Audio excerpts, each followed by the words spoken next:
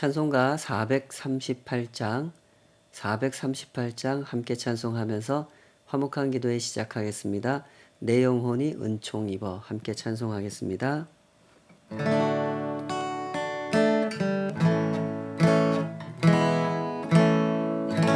내 영혼이 은총 입어 중한 죄짐 벗고 보니 슬픔 많은 이 세상도 천국으로 가도다. 할렐루야 찬양하세. 내 모든 죄 사함 받고 주 예수와 동행하니 그 어디나 하늘나라 주의 얼굴 뵙기 전에 멀리 뵈던 하늘나라 내 맘속에 이루어지니 날로 가깝도다. 할렐루야 찬양하세. 내 모든 죄 사함 받고 주 예수와 동행하니 그 어디나 하늘나라 높은 산이 거친 들이 초막이나 궁궐이나 내 주 예수 모신 곳이 그 어디나 하늘나라. 할렐루야 찬양하세. 내 모든 죄 사함 받고 주 예수와 동행하니 그 어디나 하늘나라.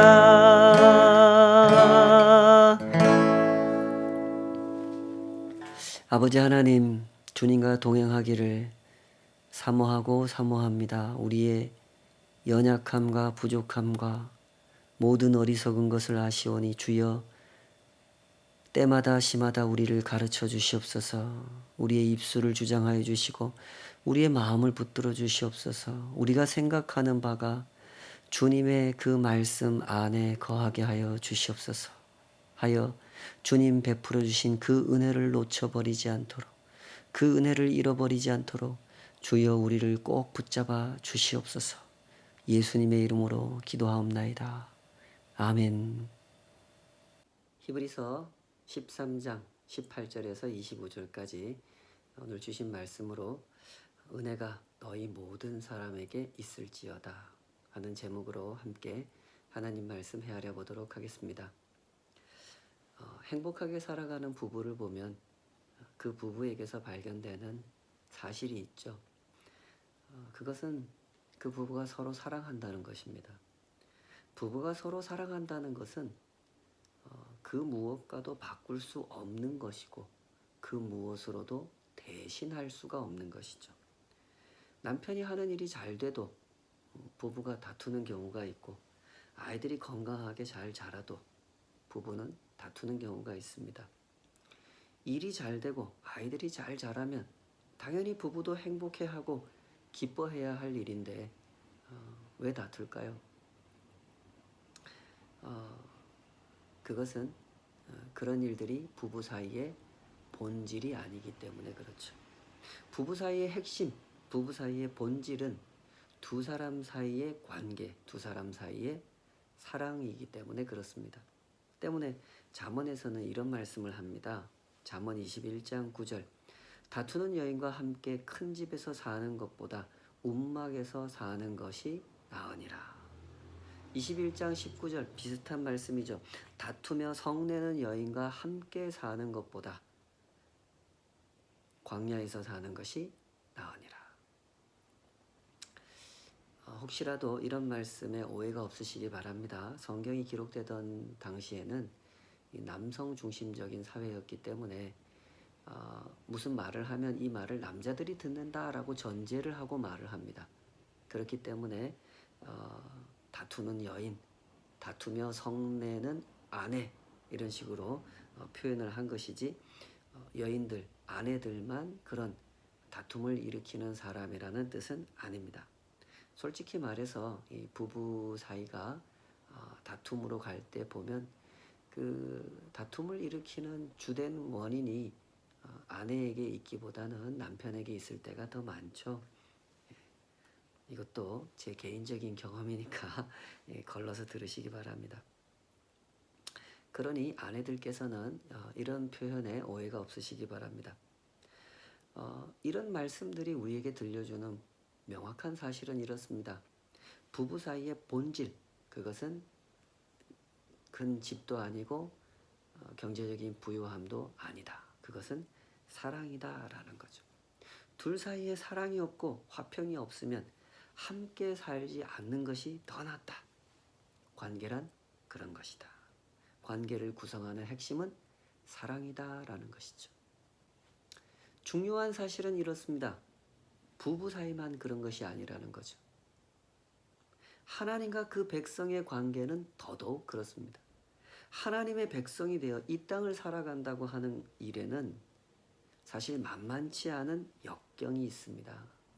하나님의 존재를 부정하고 하나님의 법을 부정하는 사람들과 함께 사는 세상에서 하나님의 존재를 인정하고 하나님의 법을 따라 산다는 것은 역경을 피할 수 없는 일이죠.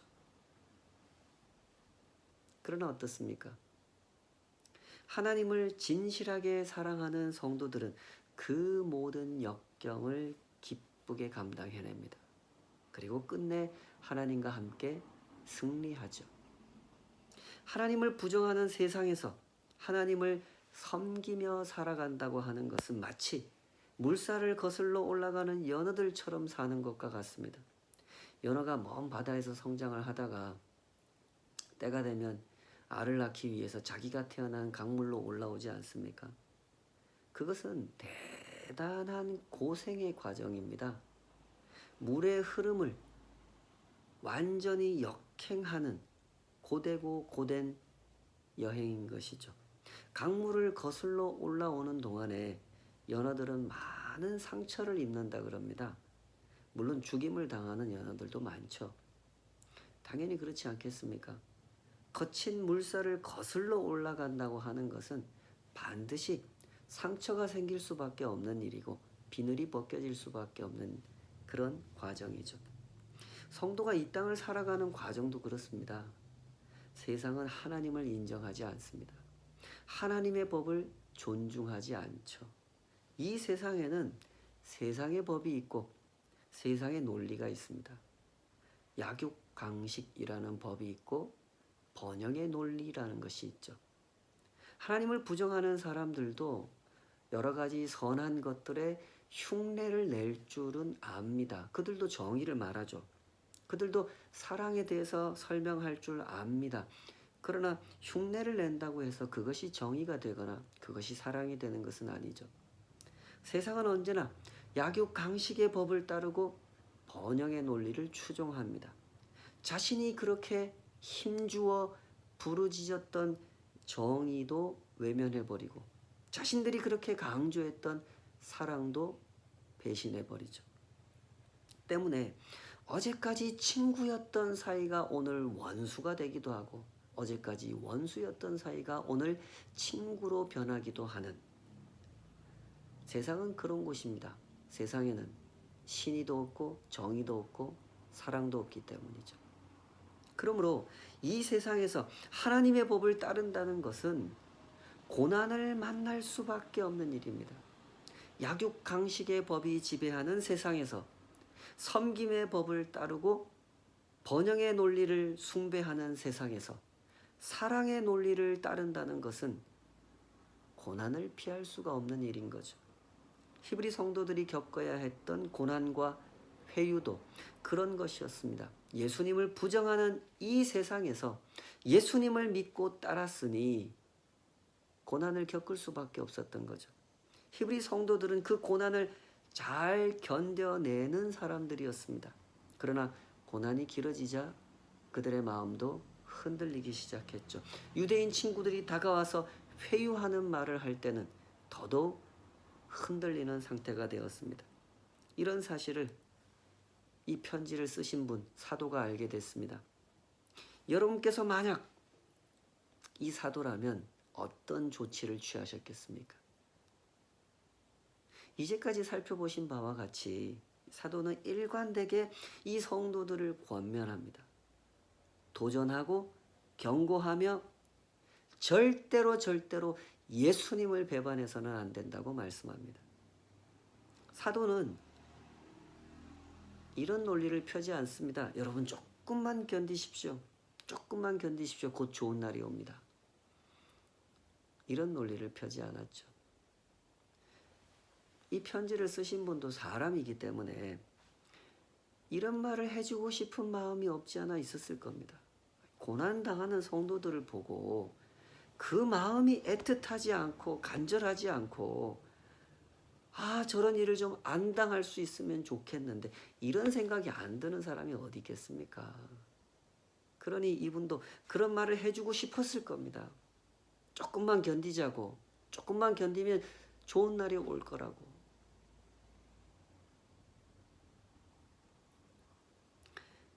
그러나 우리가 히브리서를 쭉 살펴보셨다시피 그런 말은 없습니다. 왜 그럴까요? 이 사도는 진실을 알고 있기 때문입니다. 예수님을 부정하는 세상에서 예수님과 함께 길을 걷는 성도는 고난을 만날 수밖에 없다는 사실을 알고 있기 때문입니다. 사도는 예수님의 가르침을 기억합니다. 예수님께서 복에 대해서 설명해 주신 말씀을 기억하고 있죠. 심령이 가난한 자가 복이 있고 애통하는 자가 복이 있다고 말씀하신 예수님께서는 마지막 대목에 가서 이렇게 말씀하셨죠. 마태복음 5장 10절 의를 위하여 박해를 받은 자는 복이 있나니 천국이 그들의 것임이라. 나로 말미암아 너희를 욕하고 박해하고 거짓으로 너희를 거슬러 모든 악한 말을 할 때에는 너희에게 복이 있나니 기뻐하고 즐거워하라. 하늘에서 너희의 상이 큼이라. 너희 전에 있던 선지자들도 이같이 박해하였느니라. 히브리서는 이런 서신입니다. 모든 상황을 판단하되 예수님의 말씀을 중심에 두고 하나님의 뜻을 중심에 두고 판단하죠. 이것이 얼마나 중요한 일인지 언제나 잘 이해하시기 바랍니다. 누구나 판단을 하고 누구나 분별을 합니다. 그로 인해 누구나 결정을 하고 누구나 선택을 하죠. 때문에 판단의 기준은, 분별의 기준은 너무나 중요한 것입니다. 어떤 기준을 갖느냐에 따라 전혀 다른 판단을 하게 되기 때문에 그런 것이죠. 때문에 편지를 마무리하는 이 대목에 와서도 이 사도는 이렇게 말씀하는 것입니다. 13장 18절 우리를 위하여 기도하라. 우리가 모든 일에 선하게 행하려 함으로 우리에게 선한 양심이 있는 줄을 확신하노니 내가 더 속히 너희에게 돌아가기 위하여 너희가 기도하기를 더욱 원하노라. 양들의 큰 목자이신 우리 주 예수를 영원한 언약의 피로 죽은 자 가운데서 이끌어내신 평강의 하나님이 모든 선한 일에 너희를 온전하게 하사 자기 뜻을 행하게 하시고 그 앞에 즐거운 것을 예수 그리스도로 말미암아 우리 가운데서 이루시기를 원하노라. 영광이 그에게 세세무궁토록 있을지어다. 아멘. 사도는 기도하라고 권면합니다. 기도하라는 말은 하나님의 뜻을 품고 하나님 앞으로 나아가라 이런 말이죠. 이것이 언제나 성경이 가르치는 기도인 것입니다. 기도는 성도가 자신의 뜻을 하나님께 요구하는 것이 아닙니다. 하나님의 뜻을 붙들고 하나님께로 나아가 하나님께서 이루시기를 바라는 것. 그것이 기도죠. 이 말을 잘 이해하시기 바랍니다. 이 말은 성도가 기도할 때 다른 어떤 것은 내가 원하는 것은 일절 구할 수 없다. 이런 뜻이 아닙니다. 누군가 아플 때 우리는 아픈 사람을 위해서 기도할 수도 있고 누가 고난을 당할 때 고난당하는 그를 위해서 기도할 수 있습니다. 야고보서 5장 16절에 보면 이런 말씀 하신단 말이죠. 그러므로 너희 죄를 서로 고백하며 병이 낫기를 위하여 서로 기도하라. 의인의 간구는 역사하는 힘이 큼이니라. 이 야고보서의 맥락에서 보면 지금 이 5장 16절 말씀을 어떤 맥락 속에서 말씀하고 계시는가 하면 모든 것을 하나님께 가지고 나아가 기도하라는 맥락에서 이 말씀을 하고 있는 겁니다. 성도들이 신앙생활을 하면서 이 땅을 살아가다 보면 성도들이 세상을 대하면서 겪게 되는 문제, 또 성도들이 성도들끼리 겪게 되는 문제가 있지 않습니까? 그런 모든 문제를 하나님께 가지고 나아가 기도하라는 맥락에서 이 말씀을 하는 겁니다. 질병의 문제, 죄 짓는 문제, 고난의 문제, 즐거운 일들까지도 다 포함해서 모두 다 하나님께 가지고 나아가서 기도할 것을 권면하고 있죠. 때문에 야고보서 5장 13절은 이렇게 말씀하십니다. 너희 중에 고난 당하는 자가 있느냐 그는 기도할 것이요 즐거워하는 자가 있느냐 그는 찬송할지니라. 성도의 기도는 이렇습니다. 성도는 모든 것을 가지고 하나님께 나아갈 수 있습니다. 모든 것을 가지고 하나님께 나아가야 하고 하나님께 기도해야 한다는 것이죠. 다만 하나님께 기도한다는 말의 의미를 잘 이해해야 되는 것입니다. 그 어떤 문제라 할지라도 하나님의 뜻 앞으로 가지고 나아가 하나님께서 뜻하시는 대로 이루시기를 원하는 것, 그것이 기도여야 한다는 것이죠. 사도가 지금 히브리 성도들에게 권면하는 것이 그렇습니다. 사도는 히브리 성도들이 겪고 있는 이 고난을 가볍게 여기고 있거나 고난 앞에 흔들리는 히브리 성도들을 무시하고 있는 것이 아닙니다. 사도가 지금 붙들기 원하는 것은 본질입니다. 하나님을 거역하는 세상에서 하나님을 믿고 따른다는 것은 고난을 피할 수 없는 일이라는 사실을 알기 때문에 약육강식의 법을 따르고 번영의 논리 앞에서 고개 숙이는 이 세상에서 성도는 하나님의 뜻을 놓아버릴 위기를 만난다는 사실을 알기 때문에 기도를 강조하고 하나님의 뜻을 강조하는 것이죠. 그래서 결국 강조하는 게 뭡니까? 21절 모든 선한 일에 너희를 온전하게 하사 자기 뜻을 행하게 하시고 그 앞에 즐거운 것을 예수 그리스도로 말미암아 우리 가운데서 이루시기를 원하노라. 영광이 그에게 세세 무궁토록 있을지어다. 아멘. 이걸 바라는 겁니다. 성도의 삶을 빛나게 하는 본질이 무엇입니까? 성도를 진정 성도답게 성도가 누려야 할 영광을 누리게 하는 것이 무엇입니까? 그것이 바로 하나님의 뜻을 따르는 삶이라는 겁니다. 하나님께서 맡기신 선한 일을, 모든 선한 일을 하나님의 뜻대로 감당하는 것이죠. 예수님의 십자가를 증거하고 자기 십자가를 지고 예수님을 따라가는 삶을 사는 것입니다. 오직 예수님 안에만 참된 구원이 있음을 증거하고 그 구원을 기뻐하며 그 구원을 증거하며 그 구원을 살아내는 삶, 그것이 성도에게 주어진 영광입니다. 그런 점에서 오늘날 많은 신자들이 방황을 하고 있는 실정이지 않습니까? 히브리 교회 성도들이 유대인 친구들로부터 들었던 것처럼 그 회유하는 말을 듣고 현혹하는 말을 듣습니다. 오늘날 신자들은 그렇게 흔들리고 있습니다. 예수 믿고 뭐가 좋아졌냐? 예수 믿고 자식이 잘 됐냐? 하는 일이 잘 됐냐? 건강이 좋아졌냐? 너 예수 믿고 뭐가 좋아졌냐? 하는 말을 듣습니다. 그리고 흔들리죠. 흔들리지 말아야 할 대목에서 흔들립니다. 하나님과 나의 관계, 그 관계의 본질을 놓쳐버리고 있기 때문에 그런 정도의 말에 흔들려 버리는 것입니다. 하나님과 나의 관계에서 제일 중요한 본질이 뭡니까? 그것은 은혜입니다. 하나님께서 나를 구원하시기 위하여 베풀어 주신 은혜죠. 예수님께서 십자가를 지심으로 내 죄를 사하신 그 사건 속에 담겨 있는 은혜입니다.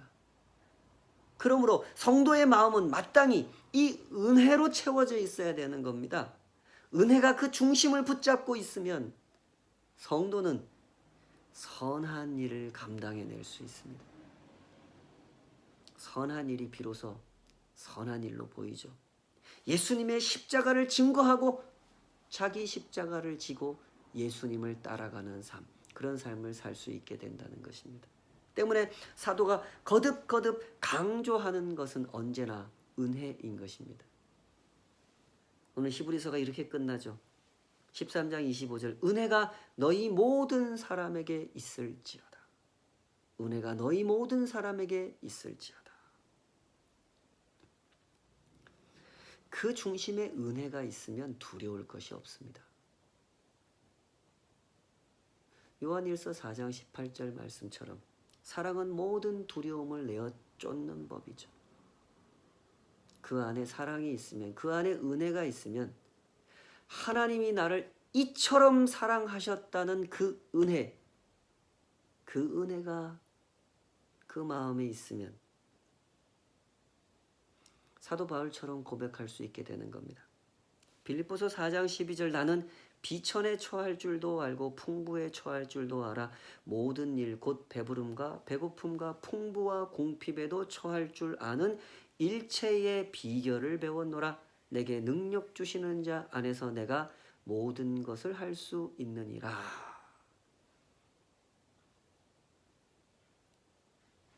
바울 사도의 이 고백, 내게 능력 주시는 자 안에서 내가 모든 것을 할 수 있느니라 하는 이 말은 만용이 아닙니다. 과도한 자신감을 표현하는 말도 아니죠. 하나님의 은혜가 내 중심에 있기 때문에 그 어떤 상황도 나는 감당해낼 수 있다는 믿음의 고백입니다. 하나님을 믿고 따르는 사람에게 있어서 반드시 있어야 할 것, 하나님과 나 사이에 반드시 있어야 할 관계의 본질은 이것이죠. 내 삶에는 고난이 없다가 아니라 그 어떤 고난도 감당해낼 수 있다는 것이고, 내 삶에는 성공이 있다가 아니라 내 삶에는 은혜가 있다라는 것이죠.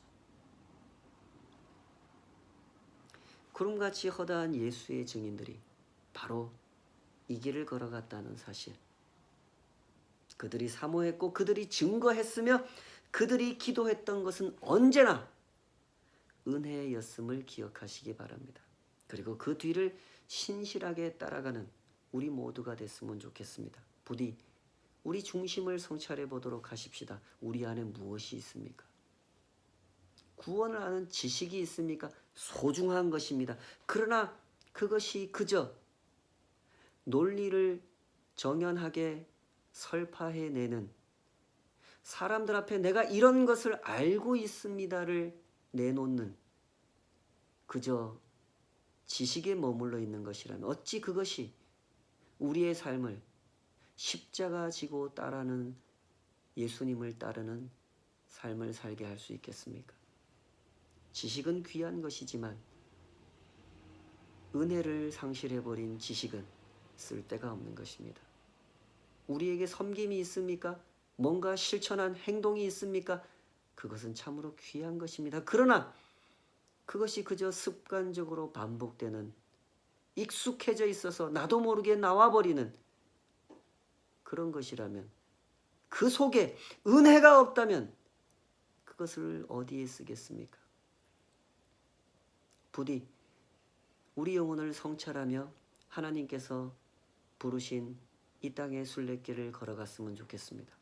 그래서 언제 어느 순간에 누가 우리를 건드려도 은혜가 터져 나오는, 은혜가 고백되는, 오직 이 은혜 외에 내가 자랑할 것이 없노라고, 내가 내놓을 것이 없노라고, 그 은혜 앞에 나는 그저 모든 것을 내려놓고 주님을 따를 뿐이라고, 그렇게 고백하며 이 땅의 순례길을 걸어가는 우리 모두가 되었으면 좋겠습니다. 기도하십시다. 아버지 하나님, 주님 앞에 서서 살아가는 우리의 신앙의 길은 진정 주님의 눈을 의식하며 걷는 길이 되게 하여 주시옵소서. 주님의 은혜가 이 중심을 사로잡고 계신지 언제나 점검하여 보게 하시고, 그로 인하여 일하게 하시고, 그로 인하여 자기 십자가를 지게 하시며, 그로 인하여 기도하게 하시고, 그로 인하여 섬기게 하여 주시옵소서. 그 모든 일 위에 언제나 더 풍성한 은혜를 채우시는 우리 주님, 그 선하신 이름 받들어 간절히 기도하옵나이다. 아멘.